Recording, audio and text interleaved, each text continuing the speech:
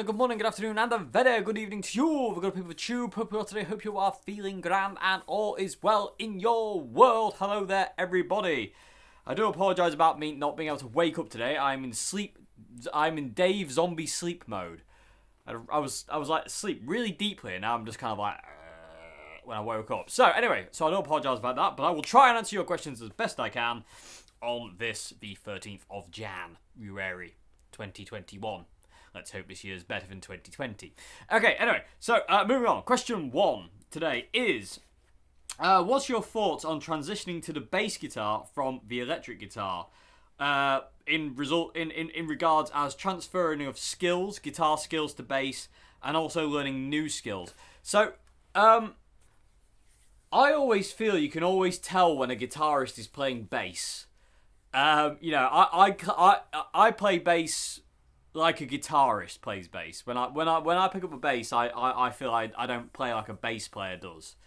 Like really, really good bass players have like a finesse, and they've got like a real deep sense of kind of like groove, and when to play and when not to play, and when to kind of like play staccato or long notes and stuff like that. Whereas as a guitarist, I don't feel I have quite those skills. So, transitioning from guitar to the bass, I mean, I think it's cool. I mean, you can kind of take a lot of technique from the guitar over to the bass. Definitely, you can do that. But I do feel it's a different animal, really, if I'm being perfectly honest. If you listen to kind of like, Jaco Pastorius and stuff like that, and, bass players like Flea or Victor Wooten or Geddy Lee or anybody like that, they've got a different vibe to them than a guitarist. My God, you see what I mean? I'm not quite there yet. Bear with me, people. The Tube. They've got a slightly different vibe to it, like just a standalone guitarist. Everything's just a little bit more groove based. Do you know what I mean? And there's still that feel, but I mean, transitioning from bass to guitar, I don't know, because like I said, I play bass as a kind of like a necessity because I don't actually know a bass player, and also because I like I only play bass when I record songs, and because I like to record and work really, really fast when I record songs, I like to zoom through songs. I don't like to hang around. I like to be able to kind of like capture it in preferably one day, and then have it done and dusted, so to say. So, and it's just easier if I do it. But again, I don't feel the songs suffer for the fact that I play bass on it. But I think it, with a real bass player's touch, it could be amazing. But it depends, really, doesn't it? I mean, I don't know. Forced transition from bass to guitar, I mean, it's cool to do. It is really cool to do. And it's if you want to do that, then I would say go for it, definitely. And like I say, there is definitely a lot of skills you can transfer from the guitar to the bass. I mean, if you know your scales in guitar, you know your scales on the bass. But you do have to, like I say, learning new skills. You have to learn a whole different sense of rhythm, time, melody, groove, all sorts of kind of like, different things to learn on the bass. Whereas the guitar is fairly... Guitar and bass are two different animals, like I say, and like I say, coming back to what I said at the beginning, you can always feel when a guitar player is playing bass. You know what I mean? There's always something that's not quite right with it. It's never quite got that finesse that a real bass player has.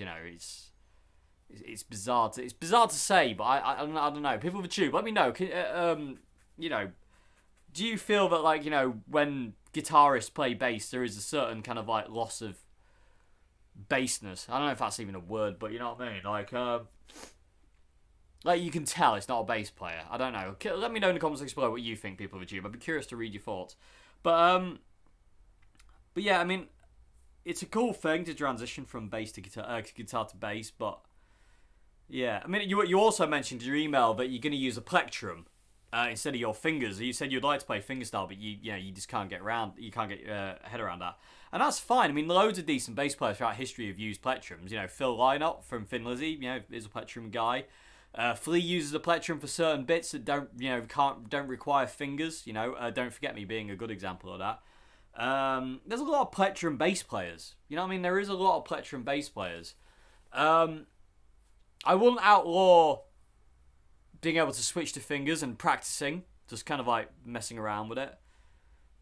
Just to see, just to work on that, use that as kind of like, until you're kind of like comfortable to kind of like play with fingers, play with a pick, but like in the meantime, just practicing with your fingers in your own spare time is, it's a pretty cool thing to do. So, but yeah, I mean, it's kind of a tough question to answer, especially in Zombie Dave mode, but transitioning to bass from guitar, like I say, you can transfer a lot over, but you can't transfer everything, because like I say, with a bass player, you have to be slightly different. You do have to be a little bit different to it. You can't just be kind of like,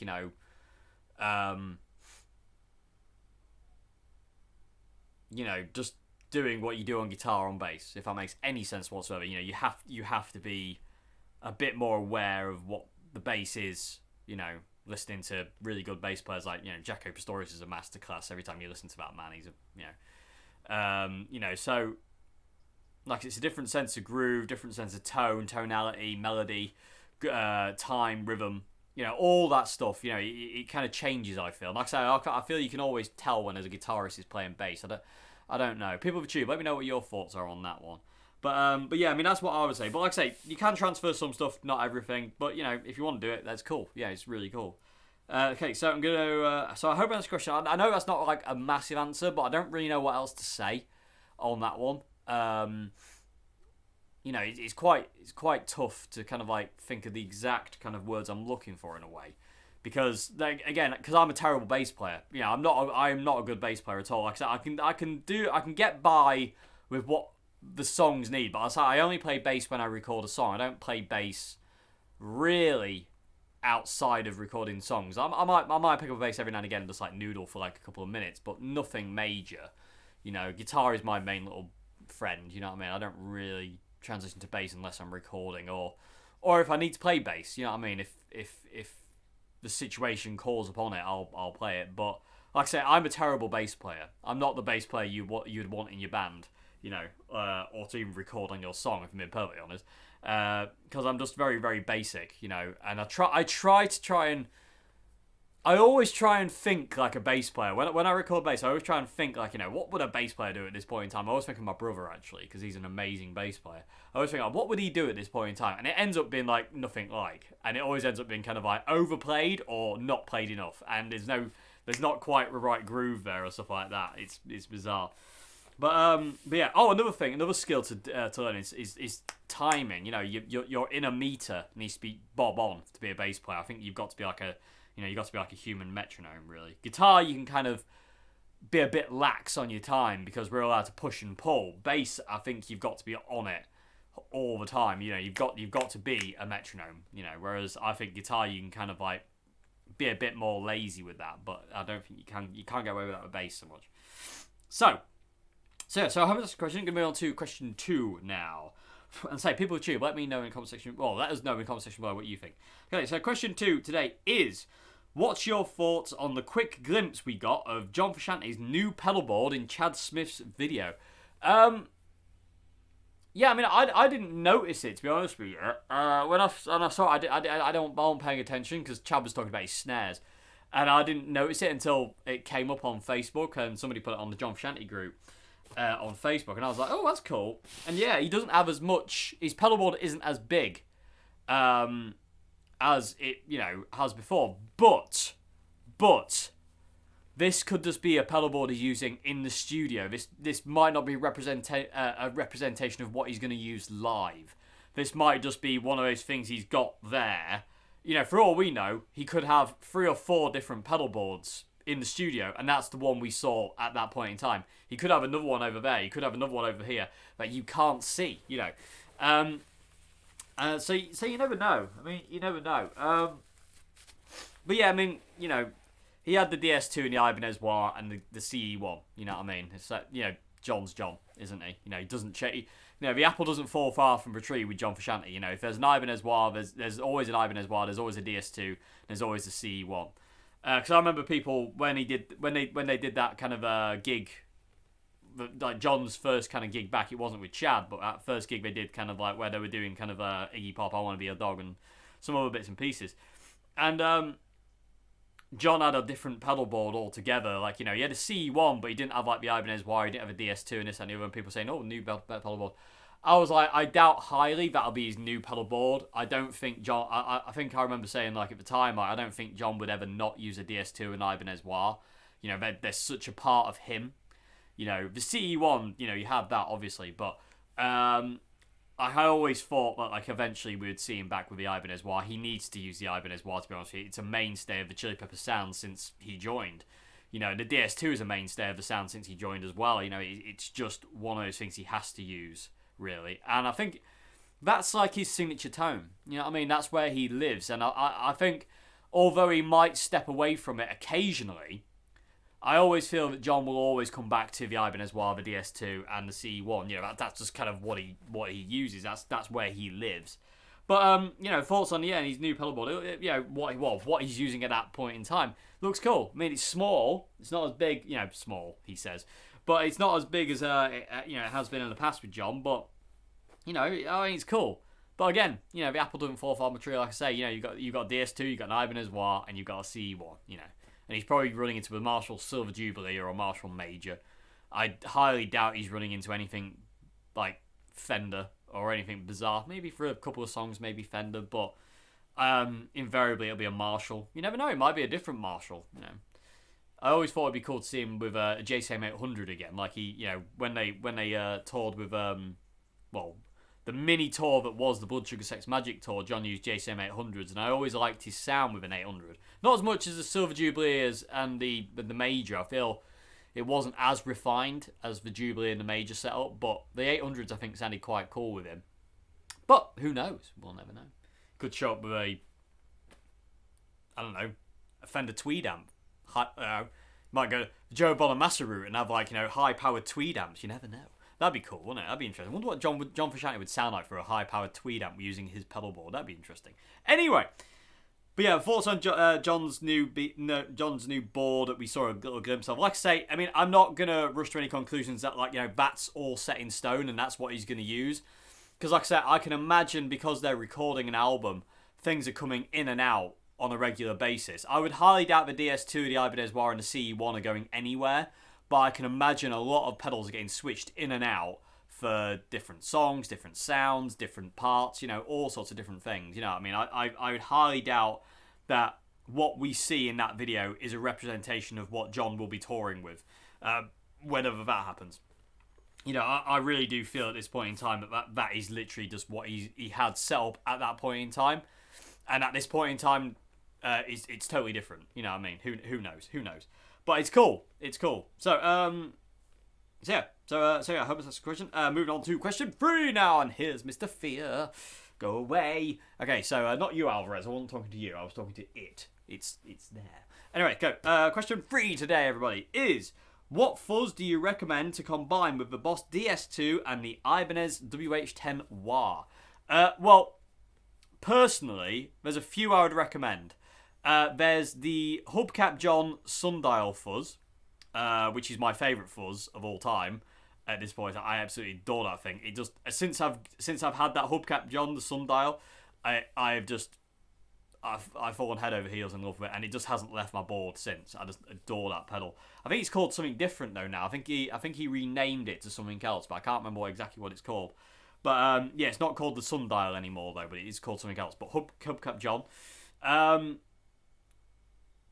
You know, you can run Big Muff. Big Muff will run quite nicely with a DS2. The Dan Electro Cool Cat fuzz version 1. If you can get hold of one of them, that works really well with the DS1, but DS2, sorry. But you can't. You know, you don't really. I don't see them as much. Is there anything else I can think of? Green Carrot pedals. The Comfortably Plum pedal by Green Carrot pedals. Now that pedal is immense. To run with a DS2. That's got a great one. Also, I did a demo. I don't know why I was doing that. I did a demo recently of Green Carrot Pedal's new fuzzes, and I forget which one it was, but the high gain fuzz I used in that one, that works really well with DS2 as well. There's the Electro Harmonics Double Muff. That's amazing.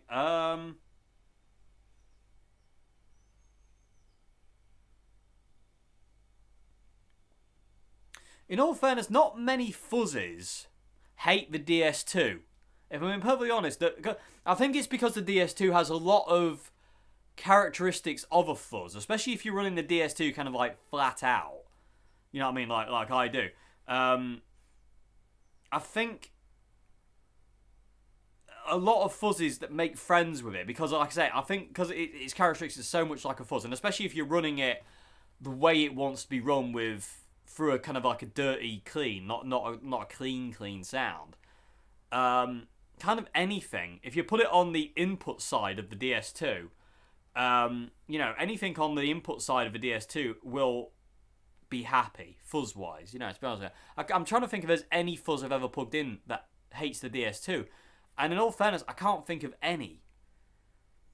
So it kind of really comes down to a fact of, like, what you kind of want, really, out of it. Because there's the Boss FZ2 or 3 that I have at home in England. I mean, that works really well with the DS2. But I'll say the sundial, the green carrot pedals, Dan Electro, big muffs.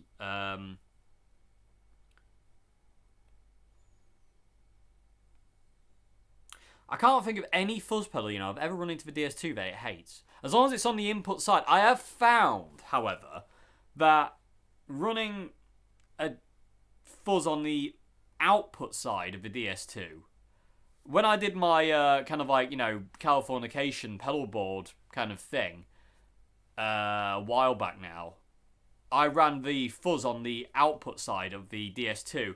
And although it was really cool, and that's how John ran it during the Californication, I much preferred the sound of it when I put it on the input side of the DS2. And I did that off camera. I didn't do it on camera. I should have done that on camera, really. It's silly, wasn't it? But I much preferred it on the other side. It just sounded better to me. That's where fuzzes belong for me. But like I said, I do feel that they work very well together because, excuse me, the DS2 is quite like a fuzz anyway. So I think any fuzz will do the job. I mean, I'm trying to think of any.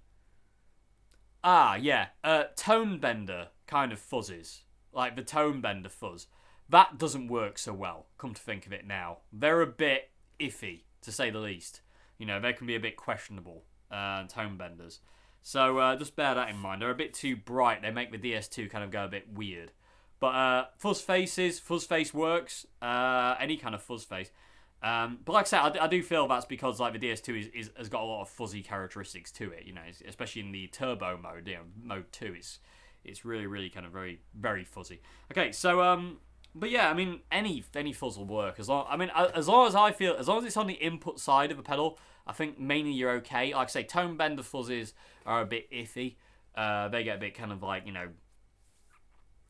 bright and harsh. They may kind of make the tone a bit harsh. But any other kind of like, fuzz facey kind of warm, dark kind of fuzz, I think will work really nicely. Like Big Muff, like I say, the hubcap John Sundial, which is like a modded fuzz face, that works a treat. It actually brings out a really cool different tone with the DS2 and the hubcap John Sundial. It's really cool. I love it, especially if you're on the neck pickup on a Strat. Heaven, I tells you, heaven. Okay, so I have this question. Like I say, any fuzz will work really, but it needs to be. I really feel it needs to be on the input side. Okay, so going to move on to final question for today. Ready? Question 4: Is this the quickest Q&A in the world? Possibly. A&Q. Get it right one day. Okay, so question 4 today is. Now prepare for barrage of tangent time, everybody. I think this is going to go a bit mad. Okay, so question 4 is: what is your dream amp beside a Marshall Super Bass or a Marshall Silver Jubilee? Okay. So, what's my dream amp apart from the Super Bass and the Silver Jubilee? Kind of none, really. If I'm being perfectly honest, like the Super Bass is one of those amps that are, even over the Jubilee, I would prefer to have a Super Bass. If I was going to go dream amp style, kind of like, an amp that I would like that I can't afford, but would love one. I say it would be an original Plexi Super Bass from the late 60s, 68 preferably, because that's the ones I've liked the most, and I like the number. That's a bit weird, isn't it? But I mean, the thing is though, if I got enough money to buy a Super Bass, I bet any money it wouldn't be a 68. It'd be something else, because I would have to go through loads, and then I'd find one that was probably like a 69 or who knows? It could even be like a 70 or a 71 brass panel, plexi for all I know. That this goes, oh yeah, that's the one. Who knows? But the Super Bass is kind of like a dream amp. Like I say, that is an amp that I would love, can't afford, but I would love. I'm trying to think if there's anything else.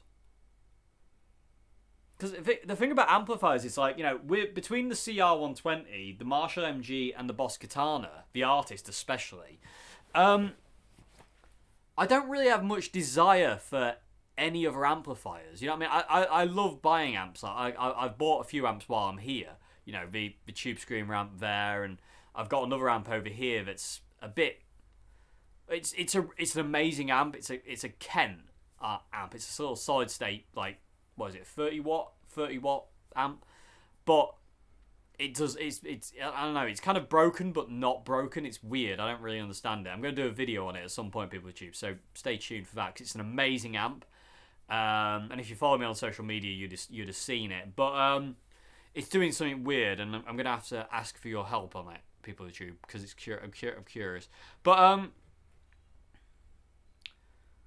yeah, Dream Amp. I mean, I can't think off the top of my head if there's anything else I would be like, oh, I would love that amp in my life. You know what I mean? Like, there's amps I would like to try, definitely. I'd love to try some Friedmans, especially the Jerry Control, the Double J. I'd love to try the Double J Friedman. There's Bogner amps I'd love to try.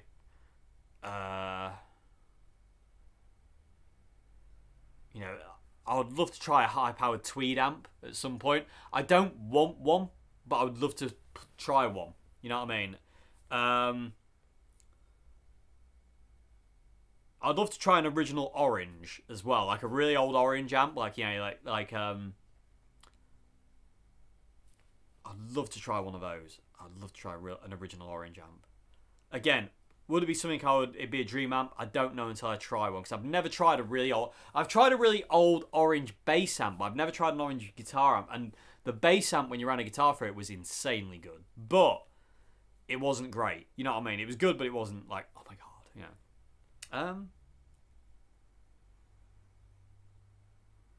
one amp, I will tell you one amp that just came to mind that I would like to own, but not bothered if I don't.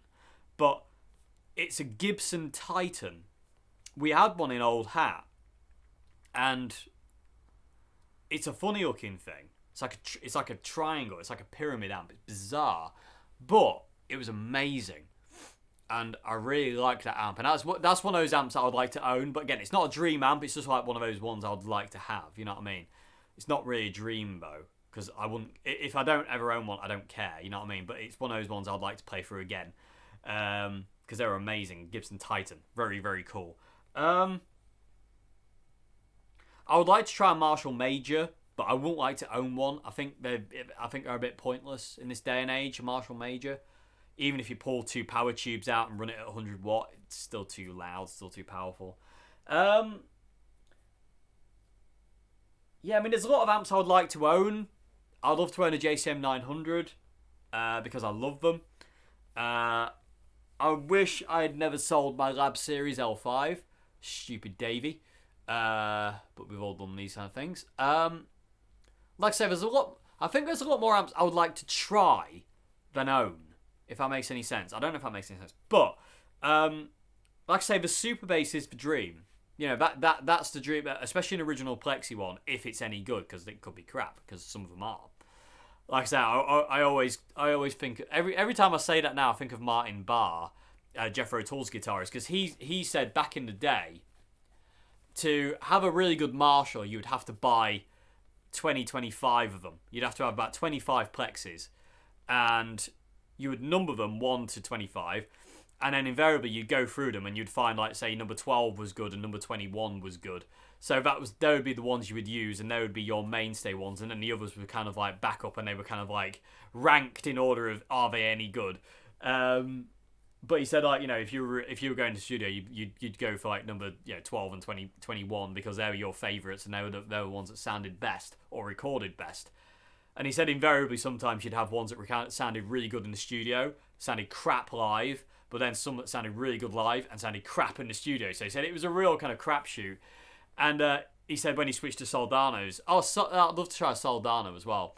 The SLOs would be really cool. But he said when he switched to Soldano amps, because that's what he uses now, he said like, the consistency was there, and you don't have to worry about it being crap. You don't have to. You don't even use pedals. You just go straight into the amp. But he said with old Plexis, it was a kind of a bit of like, and invariably too. This is another thing about old Plexis is I always found this is if we had an old Plexi that died, like the valves blew or something died on it, you would send it off to be repaired and it would come back and it'd be a different amp. It would sound different. And if it sounded good before, sometimes it would come back and it sounded better, and sometimes it would come back and it would ruin it. You know what I mean? So I'm hesitant to even bother with a super bass because because if I found one I really love and it sounds amazing and then something blew on it and I replace it and then all of a sudden it doesn't sound like it used to, I'd be mortified because then you're like, I've lost that amp. I mean, this is one of the things I love. This is why I love solid state so much. This is why I love the MG, I say the Katana, and the CR120 is, you plug those things in, they sound the same every day. No ifs, no buts. They sound the same. And, even if you change things on them, I don't think they're going to change, sound much different. You know what I mean? But I say that's the reason I love solid state amps so much. Again, consistency. I'm a consistency man. But yeah, so I don't know. I mean, be that what it may. I'm really trying to wrap my brains to think if there is any dream amps. Sorry about that, everyone. Yeah, like I said, I'm racking my brains trying to think, and I've been lucky. I've been very lucky because I've been able to play for a lot of dream amps. Old Marshalls, old Voxes, old Fenders. All sorts, I've been a very lucky little boy in the fact that I can, I've had a lot of experience and a lot of time playing through very old, like what would be considered like dream amps, if you want to use that kind of term. So, and like I say, the only ones that really stick out in my mind are the '68 Super Bass, the Gibson Titan. Although that was good, but it wasn't, I loved it, but it wasn't like oh my god. There's some other Gibson amps as well, some Supro amps, really, really cool, some old Supros. Ampeg, some Ampeg amps are amazing. But I say it's a super bass, really. It really is. I mean, Dream amp beside a Marshall super bass. Like I say, if I couldn't have a super bass, I'd love an original Jubilee. But again, I as much as I love the Jubilee, I want a Plexi. You know what I mean? I'm a Plexi lover. I love Plexis.